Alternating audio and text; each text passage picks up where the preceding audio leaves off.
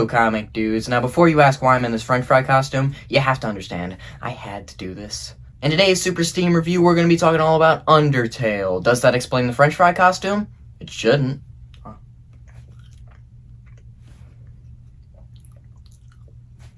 This isn't weird.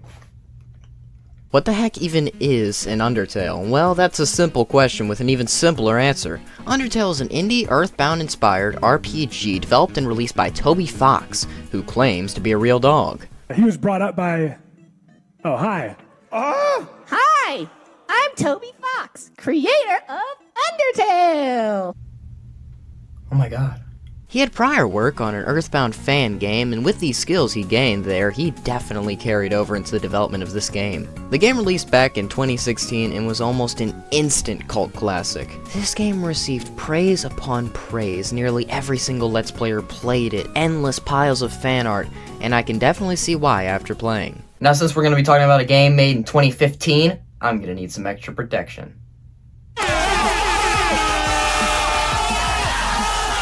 To this day, Undertale has maintained a die-hard fan base, and who knows, maybe by the end of this Super Steam review I can become one of them. Oh god, I hope not. So, without any further stalling, let's jump straight into the world of Undertale, or should I say, the underworld of Undertale. That was a terrible joke. The year is 2077. Monsters have been defeated and banished to the underground by humans eons ago. However, on this fateful day, you take a trip up this mountain, trip like the klutz you are, and fall down 100 meters to your death. Oh shoot, these flowers stop me from dying?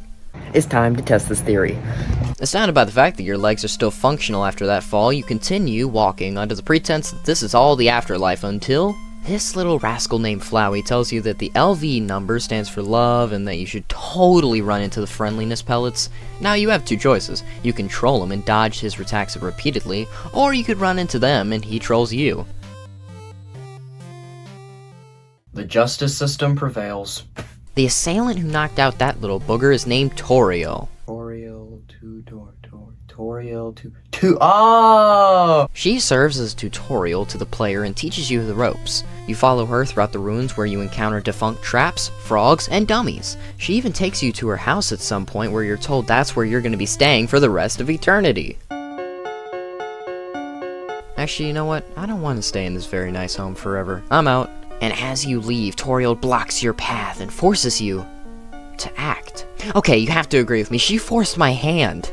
Now that you've officially broken out of the tutorial, you can continue your journey forward. As I'm walking down this ominous path, allow me to tell you all about the overarching story of Undertale, aka the actually important stuff. After the monsters were locked away under this mountain by humankind, they placed a barrier over the exit so that no monsters could get out. However, if say some monster held 7 human souls, then they would be able to break it. The king has 6.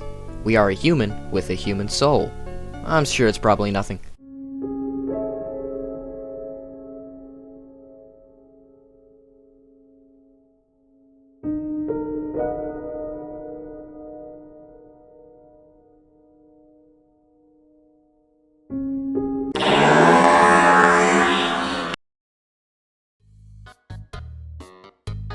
Meet Sans the Skeleton, easily the greatest character in all of fiction, by far. He's always cracking amazing and glorious puns and jokes, and overall doesn't take life all too seriously. On the other hand, his brother, Papyrus, is very goal-oriented and is much more upstanding than Sans.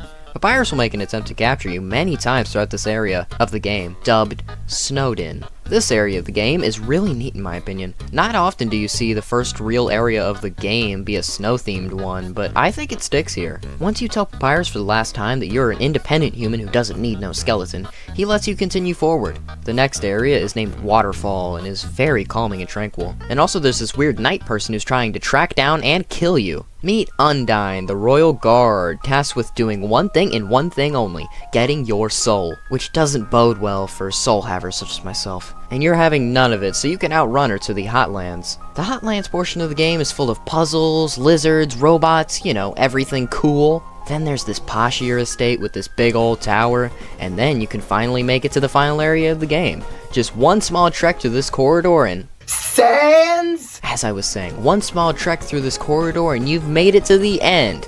Now all you have to do is kick this Asgore guy's butt. Once you do that, Flower Guy from the beginning of the game comes back and takes the souls of everyone and becomes one of those Minecraft and RTX thumbnails. But after a very climactic boss fight, you take him out and live happily ever after. Wait! Okay, so I kind of lied to you all. That isn't really the complete story of Undertale. That was merely the neutral route, which is also the easiest to get. To get the pacifist ending, you need to spare the lives of everyone, and also do a few odd jobs for the monsters so that they're all happy and get their happy ending. The genocide route requires you to do the complete opposite and wipe out all of the monsters living in the underground. Now, I was going to say that this was the easiest route, but then 2 fights in particular made me change my mind. But I won't spoil them here, as I want this review to serve as a jumping off point. I purposely skipped a lot of details because of that. Anyways, 5 out of 5 on the Story of Undertale.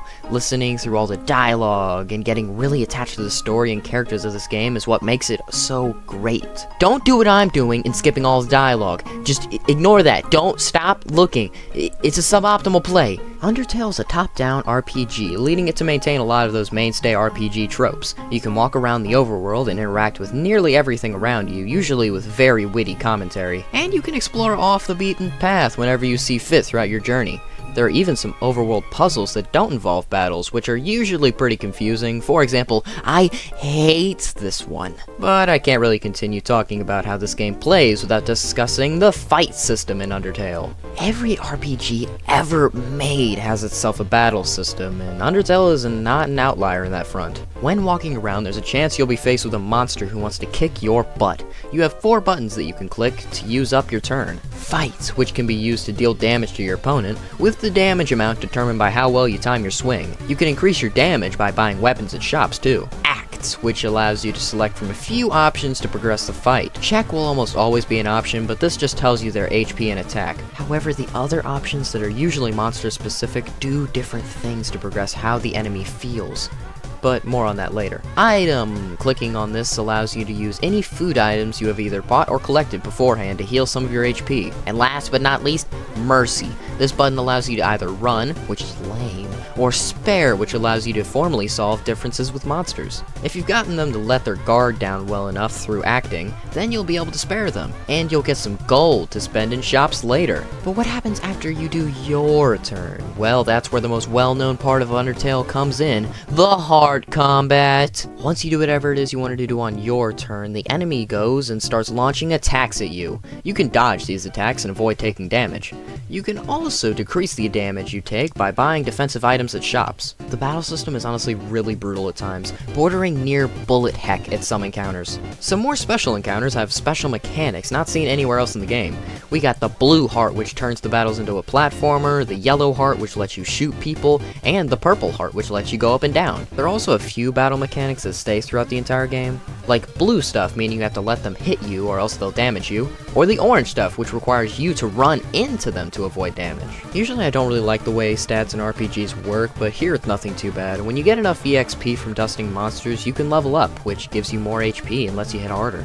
However, you can only get EXP and gain HP from dusting monsters, meaning that a pacifist route will be a much more fragile run than that of a genocide route. Overall, I think that the gameplay of Undertale is really engaging and fun. I don't know many RPGs that have a battle system quite like this one, so I'll give the gameplay of Undertale a 5 out of 5. When it comes to completion, this game goes about it very well. There are several secrets and such that may only be seen on a 3rd or 4th playthrough. And with there being 3 different endings, you could easily get 3 playthroughs out of this game and maintain your dignity. There's even this fun value that gets assigned to every new game you start, which have some hidden secrets in them, so in theory you could play this game thousands of times before running out of stuff to see. This game does completion pretty well, not too much, not too little. So I'm going to slap a broken marriage out of 10 on this one. When playing Undertale, you really do feel. The story and characters of this game, as explained previously, enhance the experience by so much. If you manage to get emotionally attached to these characters, then you'll be able to connect with them much more, allowing you to experience the feels much better. When it comes to the art style of this game, the pixel art is quite simple yet very effective. Not all pixel art needs to be as complex as the Genesis is to be highly effective. A lot of the tile sets of the locations are exceptionally beautiful. Every single character in this game has their own personality, making them stand out from the rest. Even all the background characters have something insightful to say about everything going on with the world around them, which is an excellent way to have world building, because besides the intro text, this is the only exposition of the world of Undertale you're gonna get. By far, my two favorite locations to look at have to be Waterfall and Snowdin. The very cool, dark themes of Waterfall just puts me at ease as I pass through the area, and Snowdin because I just like snow-themed areas, sue me. By far, one of my favorite sights in this game has to be when you walk with this monster boy past this very beautiful castlescape. Overall, this game will cause you to feel in the very compassionate way. So I'll be giving the feels of this game a 4.7 out of 5, mainly because I just like the number 7 a lot, just like the feels. Music! Undertale's soundtrack is hailed as one of the greatest of all time when it comes to video games. To this day, people use it as background music for videos, use it for all their playlist needs, everything. Honestly, I get it. The music in this game is stellar, and I would highly recommend giving some of the tracks a listen. Price! This game costs $14.99 or $15 for all you plebeians out there. I would say for the enjoyment and mileage you can get out of this game, it's definitely worth the price tag. And I would pay way more to talk to Sans. Difficulty! This game's difficulty is really up to you. Dusting a monster will almost always be easier to do than pacification, except for a few exceptions. However, if you want to do everything there is to do, you will most likely have to die a few good times down your journey. But don't worry, it's not the Dark Souls of RPG. Also, I'd like to mention that if you put your name as Frisk at the beginning, it'll actually initiate a hard mode, which only affects the first area of the game, but, you know, I just thought it was a cool point to add. So, the miscellaneous score of Undertale is going to be a simple 4 out of 5. I'd say the music of this game alone gives it 3 points. Undertale earned itself a Super Steam score of 4.65 out of 5, which is a nearly perfect score. I honestly think Undertale is one of the best RPGs I've ever played. Which may not sound like much because I've only played like 2 RPGs in my lifetime, but you have to understand this is a very crucial point to make. Anyways, comic dudes, this is the final Super Steam review of Super Steam Review Month. I'll miss it. I know you'll miss it. God, this costume, it's so hot.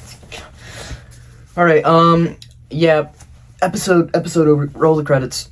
I'm getting out of this thing, Jesus Christ.